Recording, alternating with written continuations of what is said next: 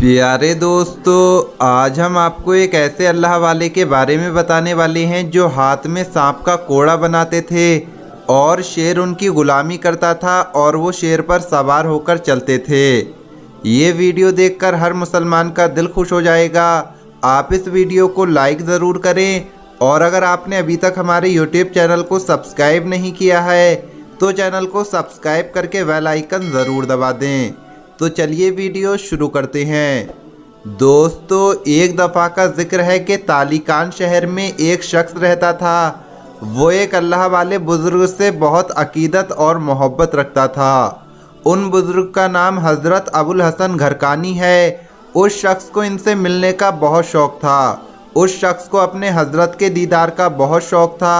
वो शख्स इनसे बहुत कुछ सीखना चाहता था, लेकिन घरकान और तालिकान का रास्ता एक जंगल से गुजरता था। इस जंगल में बहुत से जंगली और ख़तरनाक जानवर थे और वहां से गुजरते हुए डाकुओं का भी डर रहता था। ये डर उसे हमेशा घरकान जाने से रोक देता था क्योंकि ये सफ़र बहुत डरावना और कठिन था। लेकिन एक दिन उस शख्स को अपने बुज़ुर्ग से मिलने की बहुत तड़प हुई, लिहाजा इसने वहां जाने का फ़ैसला कर लिया।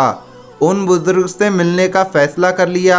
उन बुज़ुर्ग से मिलने के शौक़ में उससे सब्र ना हुआ और उसने सफ़र के लिए अपना सामान बांधना शुरू कर दिया। इसके बाद वो घरकान की तरफ निकल गया। उसने कई दिन और कई महीने सफ़र किया और बहुत सी पहाड़ी और जंगली रास्तों से गुज़रता हुआ और डाकुओं और लुटेरों से बचता हुआ, खुद को जंगली जानवरों से बचाता हुआ एक लंबा और मुश्किल सफ़र तय करके घरकान पहुँच गया। वो शख्स घरकान पहुंचकर बहुत खुश था। आखिरकार वो अपने हज़रत के गांव में पहुंच गया था।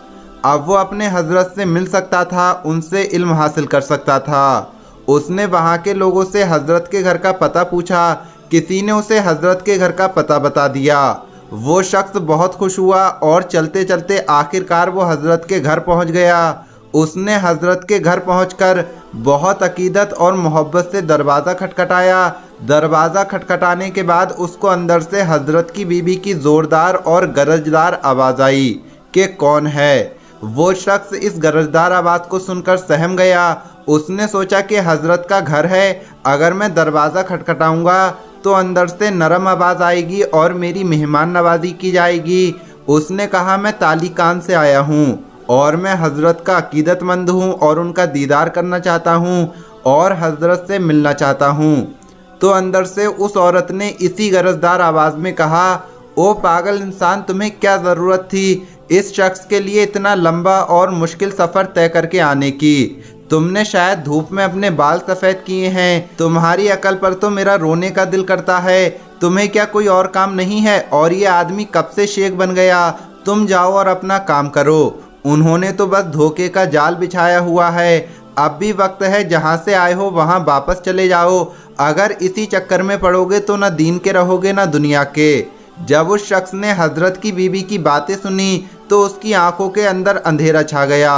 उसके पैरों के तले से ज़मीन निकल गई। उसने कहा, हज़रत को देखो और हज़रत की बीबी को देखो। हज़रत की बीबी इतनी कड़वी और इतनी बदजुबान। चलो, मेरे बारे में इतनी बातें बोलती तो कोई बात नहीं, मैं तो बर्दाश्त कर लूँगा, लेकिन हज़रत के बारे में इतनी कड़वी बातें। हज़रत के इल्म से लोग फैज़ हासिल कर रहे हैं और हज़रत की बीवी ऐसे बातें कर रही हैं। ये तो चिराग तले अंधेरा हो गया। वो शख्स हज़रत की बीवी की बात सुनकर हैरान होकर उस घर से वापस चला गया, लेकिन उसने ठान लिया था कि वो हज़रत से मिले बगैर नहीं जाएगा।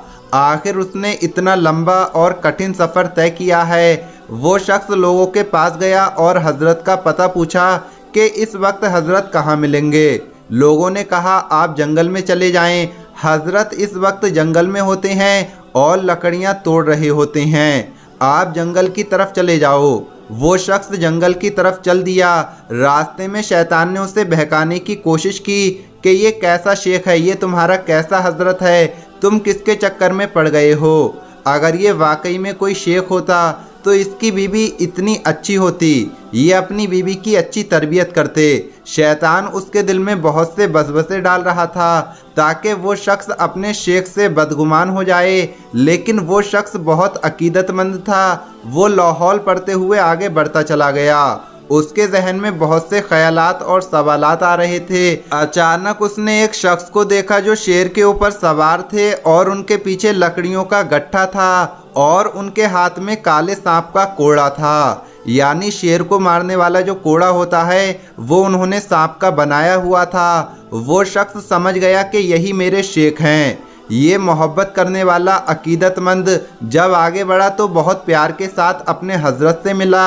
उसने शेख से मुखातिब होते हुए कहा, हजरत, जंगल में तो आपका ये मकाम है कि हर जानवर यहाँ आपके काबू में है। जंगल के बादशाह शेर से लेकर जहरीले सांप भी आपके काबू में हैं, लेकिन घर में आपने अपनी बीवी को काबू नहीं किया।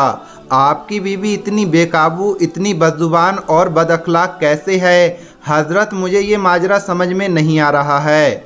हजरत ने बहुत प्यार से जवाब दिया, ए अल्लाह के बंदे, अपने फरेबी नफ्स और शैतान की बातों में ना आओ। हमारा और हमारी बीवी का एक साथ होना नफ्स की ख्वाहिश नहीं है, बल्कि अल्लाह का हुक्म पूरा करने के लिए है। और ये बात याद रखो, हम ऐसे बहुत से लोगों का बोझ बर्दाश्त करने की कोशिश करते हैं, तुम बर्दाश्त करना सीखो। अल्लाह को सब्र करना पसंद है और अल्लाह ने मुझे जो ये मकाम दिया है कि मैं इस शेर के ऊपर सवार हूँ और ये जो सांप मेरे हाथ में है जिसका मैंने कोड़ा बनाया हुआ है, मुझे काट नहीं सकता और ये शेर मुझ पर हमला नहीं कर सकता और ये मेरी ग़ुलामी कर रहा है। ये मैं आपको बताऊं, ये मेरी बीवी की बदजुबानी और बदअखलाकी बर्दाश्त करने की वजह से अल्लाह ने मुझे ये मकाम दिया है। अगर मैं सब्र ना करता तो मेरा ये शेर मेरा फर्मा बरदार ना होता। तो दोस्तों, हमें हर मुश्किल और मुसीबत में सब्र करना चाहिए। अल्लाह सब्र करने वालों के साथ है और उन्हें उसका फल अता करता है और उसे ऊंचा मकाम देता है। बेशक इस किस्से में तमाम इंसानों और मुसलमानों के लिए बड़ा सबक और इबरत है। तो दोस्तों, आज की इस वीडियो में इतना ही। अल्लाह हाफिज़।